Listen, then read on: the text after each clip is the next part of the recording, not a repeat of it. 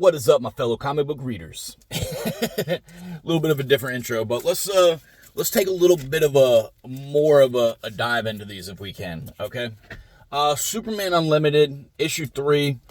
This book really just covered like what it was like for Krypto being a super dog, and Superman is kind of defending the dog to his parents. I didn't really think about it. I did, but I didn't really think about like the details, right? Like imagine your dog is a puppy, right? They're trying to get on the counter, they're trying to eat in the trash, they're begging for more food, they're barking at cars. Imagine if that puppy had unlimited power like Superman, right?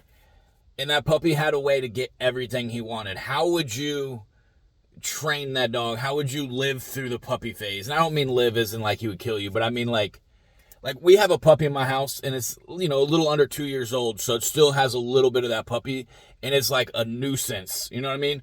Imagine if every puppy had superpowers. Like you would really, Superman has a good heart because he's really doing everything in his power to like be like, Krypto, come on, man. Like work with me here, bro. Gotham City Sirens, issue number 3. I thought this fell a little flat. The girls are still in the nightclub. They find out a little bit more about the nightclub, but none of them really do anything of significance. You know what I mean? Harley Quinn is with the little kid, and they're kind of wandering around doing their thing. Poison Ivy's kind of talking to herself, and Catwoman dives down into the engine, and then Despero is like, okay, this is exactly what it is, and then, we've been hiding in plain sight. So it's like, I don't know, there wasn't enough events, there wasn't enough story, there wasn't any character development that went on in this, so it's kind of like, I would like more from this. And I know they're doing a weekly, so they got to push them out, but if you're going to do a weekly, put more effort into it. I don't know, I don't have a good excuse for why that one's not what I'm wanting from it. But, Krypto. So this is, they do a good job of incorporating Krypto and what Krypto is going through with Lex Luthor. But I think this issue is important because you really see what kind of demented, horrible person Krypto is, or not Krypto, sorry, Lex Luthor is. Like Lex Luthor is going through in his head, like it's his like inner turmoil, like, should I kill family to progress? Should I kill my family to gain money so that I can take over the town? Like, he's really going through some crazy, crazy stuff in his head. And he's still a teenager in this, right? You can tell that he really does care for Krypto. He wants to train Krypto to be a good dog. And he, like, you see he comes home from, like, work or school or whatever, and he's like loving on Krypto, and then he notices Krypto did bad, and he's like, I have to discipline him. So he cares about Krypto, but in his own demented way. I thought this was a pretty solid issue. I appreciate how it ended. I don't want to ruin it too much, but I appreciate how it ended. All right, we got Absolute Flash number 5.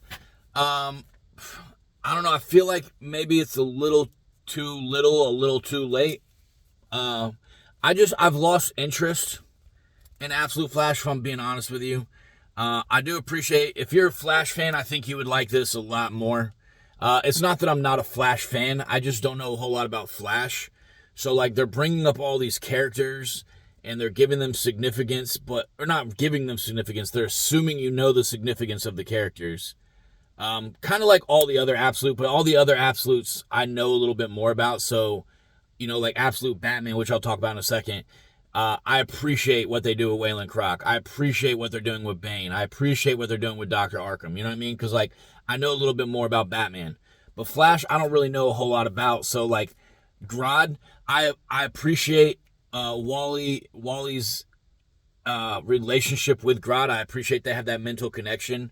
And Grodd is there to support Wally. He's going through it in this. And Wally, finally feels like he got accepted into a group of people after going through what he went through in the first couple of issues. And then this lava creature comes up. I don't know if it's a lava creature, but definitely like a fire creature. And I was kind of confused, actually, because I wasn't sure if it was lava, but Wally West touches it and doesn't, like, melt. So I was like, maybe it's not lava, but I think this creature is going through pain and wants Wally to help. But at the same time, I don't know, because he has a link to the bad guys. And, like, again, maybe I need to know more about Wally West and Flash and, you know, everything going on to maybe have a better appreciation on this. But it's not enough. I think they started off so slow that it's just not enough to keep my interest. Even now when it's starting to pick up, it's like, we're 5 issues in. Why didn't you start with this stuff? You know what I mean? But again, if you're a Flash fan, I would probably get this because they're name dropping a bunch of characters. They're bringing in a bunch of characters, and you'll probably appreciate that. All right, and then last but definitely not least, Absolute Batman issue number 10. You find out how truly big Batman, Bruce Wayne, really is in this. Dr. Arkham lists his stats, and we'll say, you know, without giving it exactly away, he's almost 7 foot tall and over 400 pounds, and it's muscle, you know what I mean?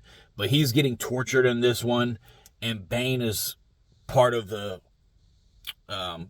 team that's captured him, and Bane is responsible for getting him back into his cell pretty much every time he escapes. And I appreciate they're really, like, emphasizing Batman's resilience and his ability to stand through torture and still be Batman. And they even point out, you know, like, most people at this point have already given up, and he's still, like, trying to escape and stuff like that. Bane is an absolute unit. They're going over Bruce Wayne's relationship with Waylon in this universe. So I really appreciate they're establishing that.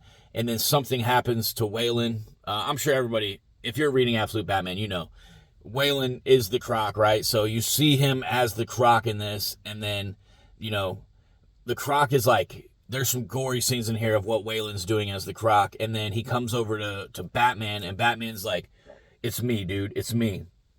Let's fucking beat this place, you know? And then it goes back to, like, Bane and Dr. Arkham, and, you know, Bane's like, yes, finally I get to test my true power type shit, you know what I mean? So I thought this was a great issue. If you've already read all these, let's talk about them. If you haven't read them, I hope I didn't give away too many spoilers.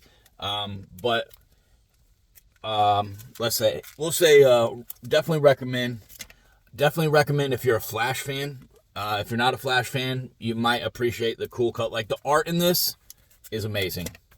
Krypto, definitely recommend. Gotham City Sirens, like, I'm a Harley Quinn fan. I'm a Poison Ivy fan. Catwoman's kind of like, whatever to me. This just isn't giving me enough. It's only a short series, so I'm going to get all 5 of them, or 6. I think it's 5. I'm going to get all 5, but it's just not doing enough for me. So it's hard for me to recommend it. Superman Unlimited, definitely recommend. Again, this story really goes over Superman and Krypto's relationship, and I thought it was an awesome issue. But yeah, guys, I hope everybody's having a great day, and, you know, whatever you're doing today, man, take time, pick a book up, and read it, baby.